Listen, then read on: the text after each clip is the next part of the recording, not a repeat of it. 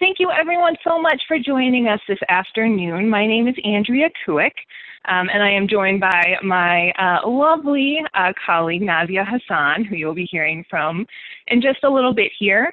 But Nazia and I are both policy analysts at the Bell Policy Center. And again, we are so incredibly thrilled that everyone can join us here this afternoon to learn a little bit more about some of the work that we've been doing around the caring workforce in Colorado. I'll begin. Hi, everyone. This is Nazia Hassan.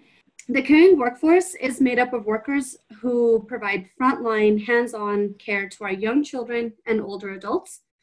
While you may see different definitions elsewhere, we've put specific parameters around this workforce. So when we talk about the direct care in terms of early child care and direct care workforce, we specifically mean for child care, we're including preschool teachers, teachers' aides, and family child care home providers. And for direct care workforce, we specifically mean home health aides, personal care aides, and certified nursing assistants. All of these workers provide the essential care needed to keep our loved ones across age groups safe and healthy. Additionally, the caring workforce allows unpaid caregivers, whether they're parents, spouses, or children, to maintain their own economic security. Nationwide, we know that approximately 2 million parents decided to opt out of the workforce because of childcare challenges.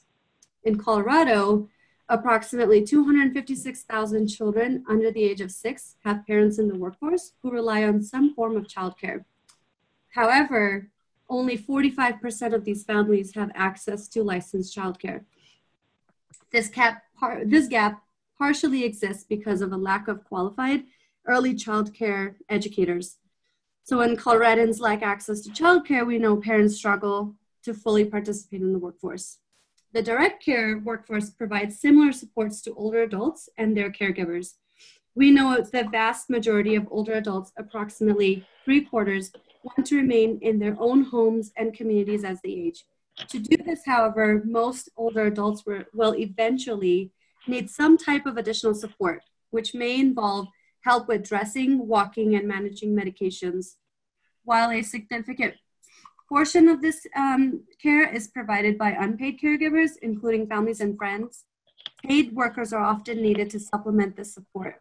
As a result, direct care workers can help provide the care individuals need to both remain in their homes while also providing additional support so their unpaid caregivers can stay in the workforce. Our caring workforce has always been and will continue to be important. However, it's important to stress that in times of crisis like right now, we're seeing how deeply valuable our caring workforce is. And without childcare, so many of our essential service providers couldn't provide needed services. And of course, so many of our direct care workers are providing the daily care to some of the most vulnerable in our communities. We see shared demographics between both workforces. Both workforces are disproportionately women and from communities of color. The percentage of workforce that's female for the Colorado workforce in general is 43%, but for childcare workforce, 94% are female.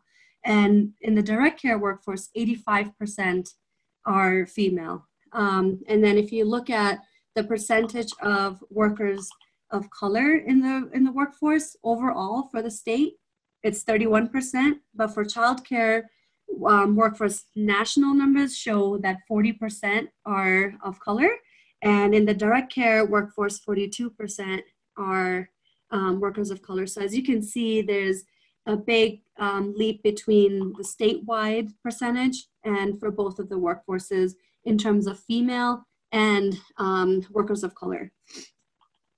Why do these demographics matter so much? Because the impacts and solutions that we can provide for caregivers or older adults and for childcare are showing the systemic, the roots and the difficulty of having these workforces being predominantly women and women of color, that they are not only, the makeup is disproportionately female, but also they're facing low wages, lack of career ladders, and poor benefits. So both of these, not only do these workforces, are these workforces predominantly women, the low wages are a major challenge and a problem that we're seeing. For example, for home health aides, 48% through 2026 and 36% through 2026 for personal care aides have very low wages. Early childcare workers are expected to grow over the next decade for 20%. Yeah, hi everyone. Again, this is Andrea. I think one of the things that Nazia had just been saying just a little bit ago, and I'll just kind of add on a little bit to some of the pieces that she had been mentioning around the low wages in both of these fields and kind of starting from there. You know, I think that Nazia has just done such a great job of explaining really why these fields are really just so important. And I think as Nazia had mentioned a little bit ago, so important, especially in a time like now when we're really seeing how both of these fields in the caring workforce really make a difference in people's lives, whether you're taking care of our most vulnerable who are really in nursing homes or living at home and are really vulnerable to a disease and a public crisis like we are now, or if you need to be providing this essential care to communities and individuals so other people can be going to work and places like that. So we know that these people are always so important. But as Nazia had just mentioned, really we're seeing that these people have just such low wages just across the board. And I think one of the really important things to note, again, as Nazia had just mentioned, is that even though their wages are so low, one of the kind of the strange things about it that's a little bit counterintuitive or very counterintuitive is that, again, these positions are so important. But then also we're seeing that the demand for these positions is just really increasing. It's just so incredibly valuable in our communities. So for home health aides, we're seeing that there's a projected increase of 48% through 2026. For personal care aides, that's a projected growth rate of 36% through 2026. And also, you know, for early childcare workers, an approximately 20% growth in the next decade or so. So while we would really expect to see wages for these positions really starting to increase, we just really haven't seen that across the board. And then, of course, kind of as Nazia had just mentioned, there are a lot of concerns around career ladders and different ways that we can build those stackable credentials. So Nazia, I'm going to let you continue on. I think you were mentioning a little bit next about going into some of the benefit issues. Yes. So in addition to low wages and lack of career ladders, workers in both fields have limited access to necessary benefits like paid sick leave, paid family and medical leave, health insurance, or retirement savings options. Specifically within the direct care workforce, we know that in 2017, while our state as a whole had a 6.5% uninsured rate for health insurance, for direct care workers, that uninsured rate was 14%, so a lot higher than our state. And 1/3 of those direct care workers got their coverage through a public source, including Medicare or Medicaid. So while we're seeing low wages being a challenge and lack of career ladders and inadequate benefits, we're seeing a lot of additional difficulty within social isolation as well, because both early childcare and direct care workers work in settings that are fairly isolated. Workers in both professions often work alone with little external professional community. And this reality can make it difficult for individuals to share and build knowledge, learn about additional career building opportunities, and learn from one another. So as you can see, there are many factors within the workforce that are really challenging for both childcare workers and direct care. So now we'll talk a little bit about some of the potential possible solutions. Throughout the past several years, there have been efforts to separately support both workforces in different ways. Specifically for the early childcare workforce, this includes a bill that has been introduced in session, which is the House Bill 1053, Supports for Early Childhood Educator Workforce, which we know that attracting and retaining early childhood educators will require solutions that increase wages and professionalizing the industry and addressing working conditions, but creating pathways that ease entry into the field and provide for advancement supports within the career are helpful, which are some of the pieces that this bill is specifically addressing. For the direct care workforce, Andrea, did you want to talk about some of the possible solutions? Yeah, I would love to. Thanks, Nazia. So just as we've seen different efforts in the early child care workforce, lately there have also been a few efforts throughout the past couple of years to better support the direct care workforce through legislation. The most notable of those was last year. We had a Senate bill that was introduced and went through a couple different iterations, but was eventually passed, and it did a couple things. The first of them was to create a wage floor for, again, a certain segment of our direct care workforce. So to really raise the wages of these people and to really kind of tackle that head on. And so it raised the wages, it created a floor, and said that for those folks, the wages can't go below about $12.38 or so. And so the second part of that was really to think a little bit more about some of the training that these workers receive. So we know that kind of across the board that there is a lot of inconsistent training for these individuals. So what this bill did is it created a task force, and what the task force was really charged with was thinking through what could the state do to better make sure that there's more consistent training. How do we make sure that people have kind of that kind of base level knowledge? And so again, it created this task force. The task force came out with their recommendations, I think about a couple months ago. And so really the next part about this is then being up to the legislature to help fund some of these recommendations, but then also for the departments to really take them into consideration.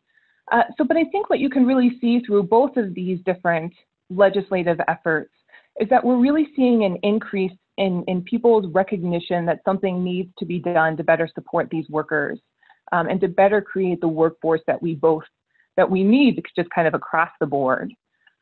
So with that, I think that as we move forward and as we look at this within the bill, I think we're also really starting to think through kind of even on the legislative piece, what can we really be doing to help really tie some of this work together? Because, you know, as you've seen through some of the things that Nazia and I have just talked about, that really both of these pieces of legislation, they're really trying to get at kind of the heart of some of the issues that really exist within both of those workforces, whether they're wages or whether they're training requirements, whether they're building kind of those stackable credentialing pieces. So really, as you know, as we look forward, I think that there are different ways in which we would like to think about different ways we could leverage kind of this growing momentum for really supporting both of these workforces. So I will pass it back over to Nazia to just talk a little bit more about some of our continuing research priorities. Thank you, Andrea. So beyond supporting different pieces of legislation that we just discussed for both sets of workforces, we're also continuing to research the underlying structures within both workforces. Specifically, this includes several of the things mentioned on the slide. But by examining like the economic business model for early childhood education, we hope to better understand why childcare costs so high when educators are paid so low. We're also looking at the public funding streams for both sets of services.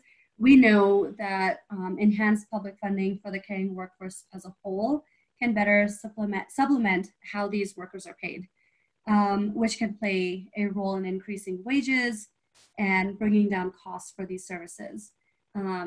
Finally, we hope to look more into career ladders and different ways to offer supplemental and wraparound services for workers who need additional credentials, as well as what the future demand for these workers will look like in the coming years.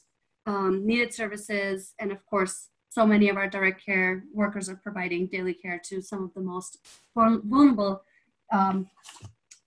in our community. So hopefully our presentation shows that while we often think of these workforces as separate, they actually have a lot in common. The caring workforce provides essential services that our community needs across the lifespan. importantly, a lot of the challenges to building the workforce we need that are shared between both early childcare and direct care workers. As a result, our community as a whole will benefit when we recognize these similarities and when appropriate, adopt solutions that support both early care and direct care workers. With that, we're more than happy to take any questions that folks might have. Andrea, did you have anything to add to our research priorities? That last slide, I think, really sums it up. And again, so sorry for the technical difficulties that we had here. But I think one of the things that we're really seeing that I'll just kind of tack on to, and I think it really, again, it really goes to workforces. But I think there's this idea of what it is in the coming years. You know, and a lot of my research here at the Bell really focuses on the aging workforce and really what we're seeing. And we know that our state here in Colorado is the third fastest state in the country. And as I had just mentioned before, we have a tremendous need for so many of these different professionals. And so if we think about different ways in which we can better support these individuals, really grow the workforce that we need, it's so important to have a strong understanding of really what that need really is going to look like. And I think it's not only just as far as the number of individuals, but also the different skills that people are going to need. So for example, as we know that people have more advanced cognitive issues, how can we better make sure that we have all of those different pieces together so people really have that training and can really feel comfortable being in these positions, but then also really providing people with the care that they need. So again, I think that sums up our presentation, but as Nazia had just mentioned, we're more than happy to take any questions that folks may have.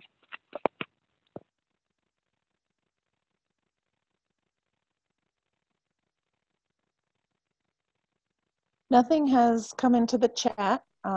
So if you have questions, feel free to post them in the group chat, or you can unmute yourself to ask. Just so we don't have people talking over each other, putting them in the chat might be the best place. And even any thoughts or feedback while we're on the line, we'd appreciate it. If you have any final comments or anything that you would like to share with us. So this is Scott, Nazia, and Andrea. Thanks so much for doing this today. As you think a little bit about the current crisis, I mean, are these workers? I mean, my sense is that many of these workers are not necessarily, particularly in the home care arena, are not necessarily eligible for, you know, UI.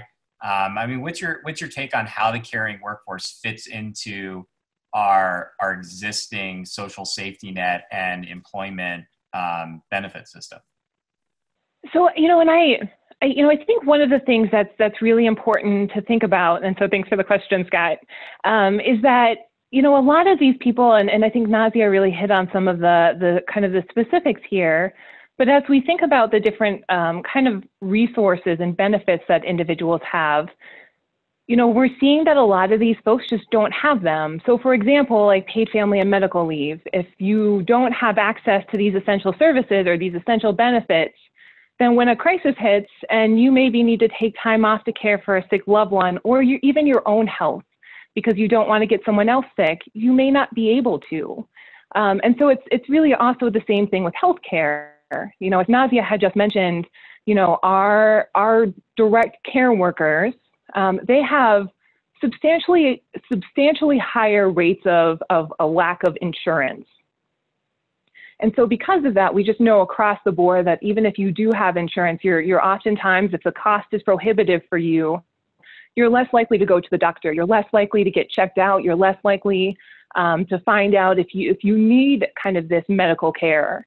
And so because they don't have these kind of these lack of, you know, they don't have these benefits, again, like health insurance, you know, it's pretty safe to assume that they're not going to be checked out, that they're going to be taking the time off that they need for their own health. And, you know, also I'll just say for, you know, the health of their clients as well. So, you know, the lack of benefits that, you know, we kind of saw as a pre-existing structural gap are just really magnified a lot more in a current situation and crisis like we're currently in. Thanks for sharing that, Andrea. And I just wanted to add for childcare workers, like everything that Andrea just said, in addition to that, childcare workers don't have so much of the capacity to close down for several weeks. There was a survey that was a national survey that was done that asked over 6,000 providers nationwide if they have the capacity to close even for 2 weeks, and over 2/3 of the 6,000 providers said if they had to close for over than 1 month, then they would not be able to survive financially, which is a really, really big crisis for us because unfortunately, temporary closures could mean or lead to permanent closures for childcare workers. And once things hopefully settle and we get back to some form of normal life, we will need to rely on childcare workers. And if we don't provide them the supports that they need right now, we're looking at an even bigger challenge come, a couple months from now. So yes, they don't have access to, many of them don't have access to healthcare, health insurance and health benefits. But even a bigger problem for childcare workers is the lack of compensation. And if you think about it, if you compare it to K-12 school system, unfortunately with early childhood education, many of these providers are operating as small business owners. So they don't have the support system that the K-12 system has, just as a comparison.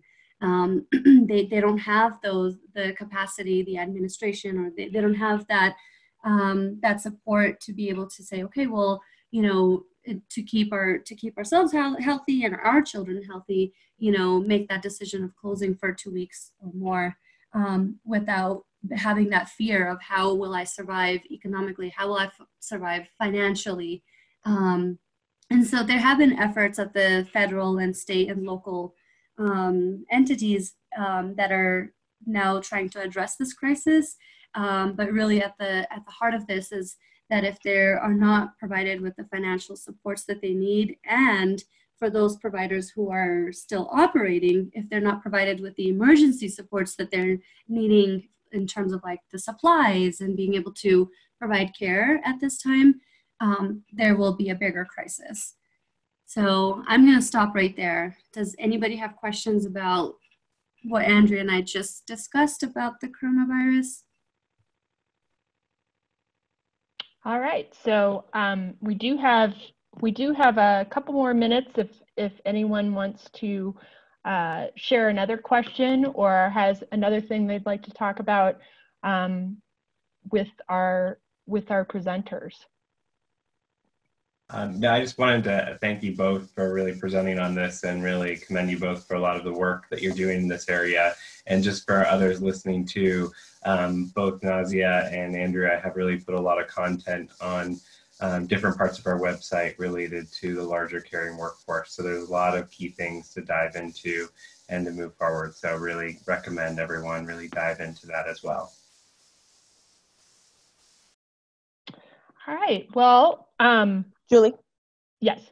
This is not a question, but a comment, and I just wanted to share it with everybody. Ray Kivel, I apologize if that's wrong, Kivel, just said, thank you, this was very helpful. Great. Well, thank you all for being a part of this, and we have recorded this webinar, so we will be sending out a recording to all of you who RSVP'd after the webinar, and as well as, and that'll include the slides. So if you have any other questions, please feel free to let us know. But again, thank you all for coming and for being a part of it.